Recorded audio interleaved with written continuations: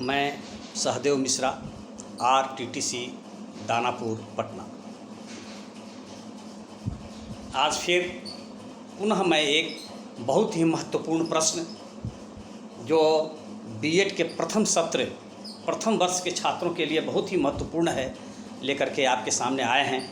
पहले भी कुछ महत्वपूर्ण प्रश्नों की चर्चा मैंने किया था और इस वीडियो से यदि RTTC दानापुर पटना के अतिरिक्त भी कुछ छात्र जो पाटलिपुत्र यूनिवर्सिटी के हों या मगध यूनिवर्सिटी के हों या BA ऑनर्स के हों, अगर इससे लाभ उठा सकें तो हम अपना इस सौभाग्य समझूंगा।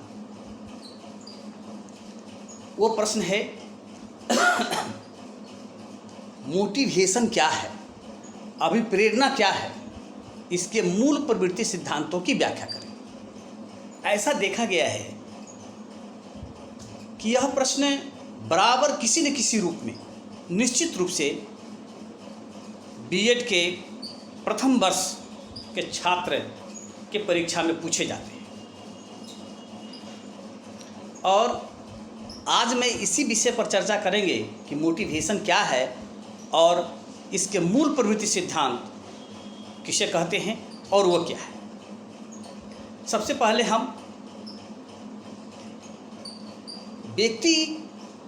देखते हैं कि व्यक्ति हर समय कुछ न कुछ करते रहता है, कोई न कोई काम करते रहता है, खेलता रहता है, पढ़ता रहता है, खाता है, घूमता है, कुछ न कुछ वो करता रहता है।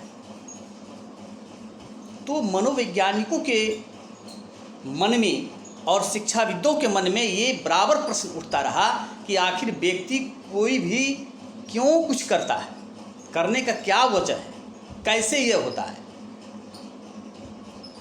इस प्रश्नों के उत्तर की खोज में विभिन्न प्रकार के मनोवैज्ञानिकों ने और शिक्षाविदों ने काफ़ी खोजबीन किया और किसी ने कहा कि व्यक्ति का कोई भी कार्य उसके मूल प्रवृत्ति के कारण होता है, किसी ने कहा कि नहीं, उसकी आवश्यकता के कारण व्यक्ति कार्य करता है।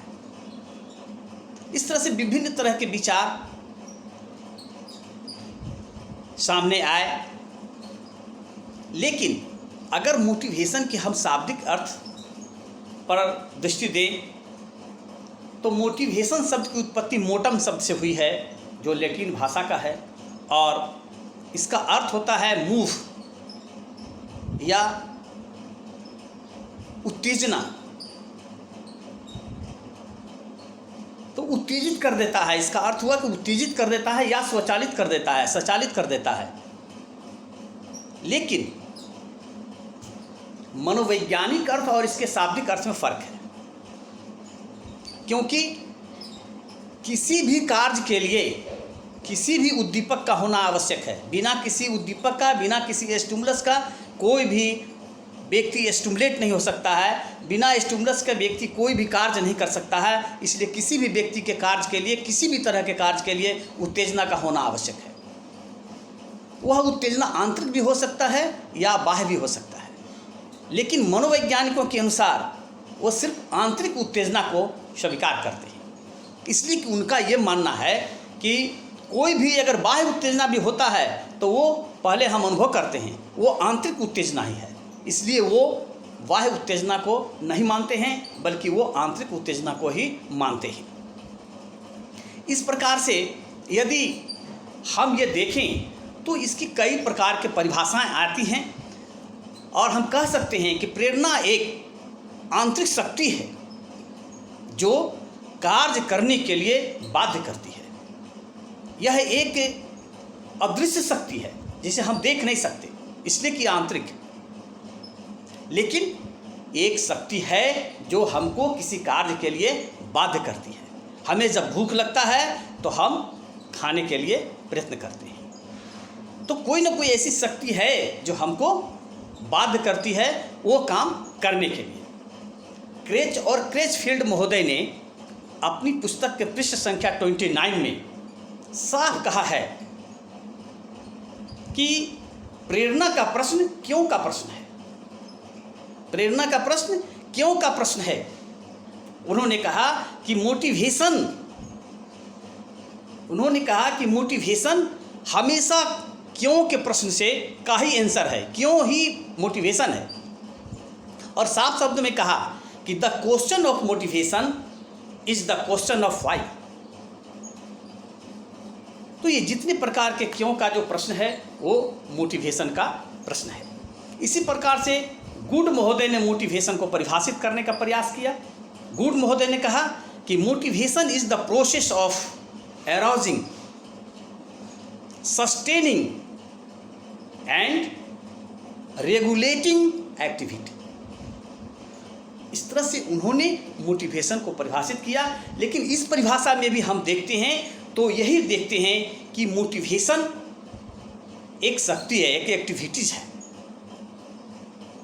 इस प्रकार से मोटिवेशन के बहुत सारे परिभाषाएं आई और इसी तरह से एक और परिभाषा का चर्चा मैं आपके सामने करना चाहूँगा जो जेम्स और ब्लेयर महोदय ने दिया है। उन्होंने कहा कि प्रेरणा वह प्रक्रिया है जिसमें सीखने वाले की आंतरिक ऊर्जाएं अथवा आवश्यकताएं उसके पर्यावरण में उपस्थित विभिन्न आदेशों उन्मुख लक्ष्यों की ओर निर्देशित होती है।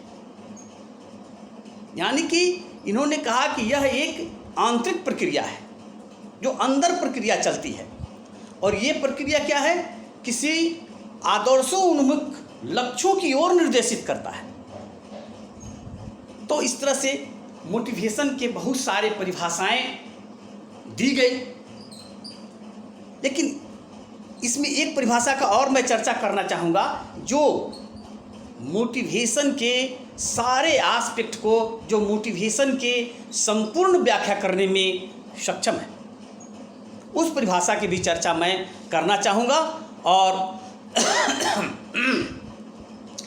एक मनोवैज्ञानिक हैं मैकडोनाल्ड, जिन्होंने अभिप्रेरणा की परिभाषा बड़ा ही सुंदर ढंग से दिया और उन्होंने कहा कि अभिप्रेरणा व्यक्ति के अंदर ऊर्जा परिवर्तन है। अभिप्रेरणा व्यक्ति के अंदर ऊर्जा परिवर्तन है जो भावनात्मक जागृति तथा उद्देश्य अपेक्षित अनुक्रियाओं को जन्म देती है। इन्होंने भी मिला जुला करके वैसे ही बात कही, लेकिन इन्होंने बड़ा सुंदर ढंग से कहा कि जो मोटिवेशन है, जो अभिप्रेरणा है, वह एक अंदर ऊर्जा उत्पन्न करते, ऊर्जा परिवर्तन है और ये भावनात्मक भी है और ये उद्देश्य अपेक्षित है जो अनुक्रियाओं को जन्म देती है, यानी कार्य करने की जो अनुक्रियाएं हैं उसको जन्म देने वाली है। अगर हम उन्हीं के शब्दों में बात करें तो उन्होंने कहा कि मोटिवेशन इज एनर्जी चेंज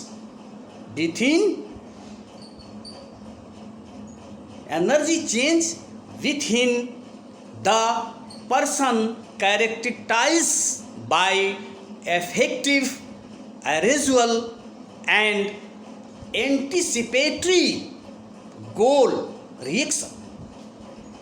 इस तरह से इन्होंने भी परिभाषित किया और परिभाषित करने के बाद इन्होंने ये व्याख्या की, इन्होंने ये बताया कि यह एक आंतरिक शक्ति है और यह ऊर्जा उत्पन्न करता है, ऊर्जा में परिवर्तन करता है जो हमको किसी कार्य को करने के लिए बाध्य करता है। इस तरह से मोटिवेशन, इस तरह से प्रेरणा के संबंध में कई तरह के परिभाषाएं आए, कई तरह के विचार आए, लेकिन सारे परिभाषाओं में हम ये देखते हैं कि सब परिभाषा को मिलाएं तो ये पाएंगे कि ये अंदर से किसी कार्य को करने के लिए हमें बाध्य करती है या ऊर्जा उत्पन्न करती है या किसी कार्य को करने के लिए, अपने लक्ष्य को करने के लिए। ये विभिन्न परिभाषाओं को देखने के बाद ऐसा लगता है। अब अलग अलग विद्वानों ने अलग अलग इसके कारण पर व्याख्या किया है, अलग अलग जितने तरह के सिद्धांत बन गए। इस तरह से बहुत सारे सिद्धांत हैं, जैसे मैकडूगल का मूल प्रवृत्ति सिद्धांत हो गया, फ्रायड महोदय का साइको एनालिटिक थ्योरी है, इसी तरह से और कई सिद्धांत हैं। तो आज हम यहाँ मैकडूगल महोदय के जो मूल प्रवृत्ति सिद्धांत है उसकी हम व्याख्या आपके सामने करना चाहेंगे। मैकडूगल महोदय का जो ये सिद्धांत है मूल प्रवृत्ति सिद्धांत, इसका प्रतिपादक मूल रूप से ऐसे तो जेम्स महोदय ने सबसे पहले मूल प्रवृत्ति शब्द को लाया था, लेकिन बाद में चल करके मैकडूगल महोदय ने मूल प्रवृत्ति सिद्धांत का विस्तार रूप से प्रतिपादन किया और इस तरह से उन्होंने 1908 ईस्वी में इस सिद्धांत को विस्तार रूप से लाया। तो मूल रूप से मूल प्रवृत्ति सिद्धांत ये एनसी मैकडूगल महोदय के श्रेय में जाता है। इस प्रकार से उन्होंने ये बताया कि व्यक्ति जो कुछ भी करता है, जो काम करता है, वह मूल प्रवृत्ति से प्रेरित होकर करता है। मूल प्रवृत्ति के मतलब जन्म लेने के समय ही जो मूल प्रवृत्ति है, जो आदतें हैं, जो शारीरिक वांट्स है, वो सारे के सारे मूल प्रवृत्ति में है। इस तरह से उन्होंने मूल प्रवृत्ति की और भी व्याख्या किया और 14 प्रकार के मूल प्रवृत्तियों का चर्चा किया और प्रत्येक मूल प्रवृत्ति के लिए व्यक्ति के एक व्यवहार के साथ संबंध स्थापित करके बताया। इस प्रकार से उनका ये मानना है कि व्यक्ति को जैसे भूख मूल प्रवृत्ति है, नींद मूल प्रवृत्ति है, सेक्स मूल प्रवृत्ति है, तो जब ये चीज़ें कि जब आवश्यकता होती है तो व्यक्ति अंदर से वो प्रेरित होता है उस कार्य को करने के लिए। इस तरह से बहुत सारे 14 मूल प्रवृत्ति की उन्होंने चर्चा किया और बताया कि ये मूल प्रवृत्ति के कारण व्यक्ति का व्यवहार करता है, व्यक्ति व्यवहार करता है, व्यक्ति व्यवहार करने के लिए बाध्य होता है। इस प्रकार से इन्होंने मूल प्रवृत्ति की व्याख्या किया, लेकिन साथ ही साथ उन्होंने बताया कि ये जो मूल प्रवृत्ति है, ये मूल प्रवृत्ति 3 तरह से होती है। एक ज्ञानात्मक, दूसरा भावनात्मक और तीसरा क्रियात्मक। उन्होंने कहा कि यदि मान लिया जाए कि कोई गंभीर जानवर आपके सामने आ जाता है और वो गंभीर जानवर आता है तो आप क्या करते हैं? भाग जाते हैं, देखकर भाग जाते हैं। तो जब आप उस जानवर को देखते हैं तो वह ज्ञानात्मक बताया गया है, लेकिन जब आप ये समझते हैं कि ये कोई गंभीर जानवर है और भागते हैं तो ये जो अनुभव होता है ये भावनात्मक है और भागने का जो क्रिया हो रहा है ये क्रियात्मक है। जैसे ही आपको अनुभव होता है कि कोई जानवर है तो ये ज्ञानात्मक है, और जब आपको भय होता है कि हमको भागना चाहिए तो भावनात्मक हो गया, और जब आप भागने का काम करते हैं तो वो क्रियात्मक हो गया।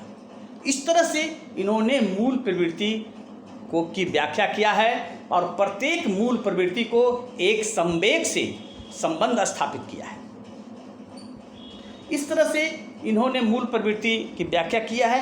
हालांकि बहुत ऐसे मनोवैज्ञानिक हैं जिन्होंने इनके मूल प्रवृत्ति सिद्धांत को नहीं माना है। उन्होंने कहा कि नहीं, मूल प्रवृत्ति से ही व्यक्ति के सारे व्यवहारों की व्याख्या नहीं की जा सकती है। इस तरह से बहुत सारे इनके आलोचना भी आए और बहुत सारे इन पर दोषारोपण भी हुआ इस सिद्धांत पर। फिर भी आज के तिथि में अगर हम कहें तो मूल प्रवृत्ति सिद्धांत बहुत ही महत्वपूर्ण सिद्धांत है और किसी न किसी रूप में मूल प्रवृत्ति देखा जाता है और हमारा जो भी मनुष्य के व्यवहार है वो कहीं न कहीं मूल प्रवृत्ति से हमेशा प्रभावित होते रहता है। इसलिए हम यह कह सकते हैं कि व्यक्ति के व्यवहार के लिए मूल प्रवृत्ति महत्वपूर्ण सिद्धांत है और उनके सिद्धांत के माध्यम से व्यक्ति के व्यवहारों की व्याख्या किया जा सकता है और बहुत सारे व्यवहारों की व्याख्या किया जा सकता है। इसलिए मूल प्रवृत्ति भी मुख्य सिद्धांत है।